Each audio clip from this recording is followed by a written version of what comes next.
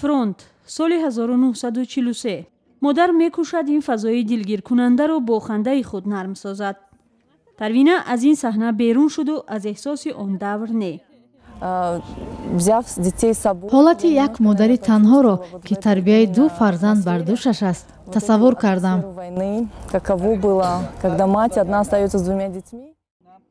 عکس ها در فضا و محیط آن روزها یک گوشه آلبوم پروینه را زیب می دهند. او مجازی و خیالی لحظه در آن روز زیست. پیشتر عکس ها از جنگ و غلبه را می دیدم و افتخار می کردم. خواستم تا در آلبوم من هم چنین عکس ها باشند. درباره این فتاسیه شنیدم و آمدم. عکس برداری در فضای جنگ بزرگ وطنی و با سلاح و لباس آن زمان ایده چند جوانی تاجیک است که در راستای روز غلبه به راه مانده شد. این اقدام توجه بسیاری ها را به خود جلب کرد. همکنون افراد زیاد در لحظه و صحنه های مختلفی سالهای 1940 عکس های خاطروی دارند.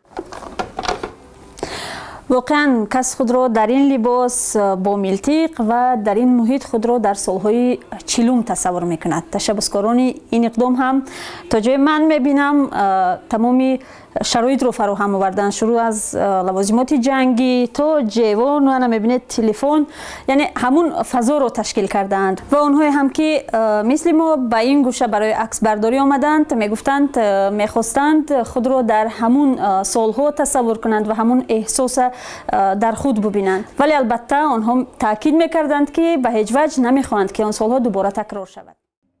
تشبسکاران اقدام خواستند به جوانان از جنگ بزرگ وطنی و غلبه یادآور شوند. منیژه بانو یکی از مؤلفان این لایحه است. از روز 6 تا 9 ما این فتاسیه را به راه ماندیم. انتظار نداشتیم که طلبات به این کار زیاد خواهد بود. افراد خیلی زیاد میخواهند در این محیط عکس خاطروی بگیرند. هر ساعت ما فتاسیه داریم. برای عکس برداری 10 صحنه سالهای جنگ ساخته شده است و هر خواهشمند با مبلغ حدوداً 200 سومانی صاحب 15 عکس کسبی خاطروی از سالهای جنگ و روزهای غلبه خواهد شد. تشبسکاران این اقدام میخواهند مبلغ به دست آمده را برای کودکان یتیم خیر کنند. صحنه و حالت عکس برداری را ما خودمان فکر میکنیم. ایده برای در کدام حالت گرفتن عکس را هم همراه با عکس بردار از فیلم های تصویرهای قدیمی و زمانی جنگ دیده میگیریم.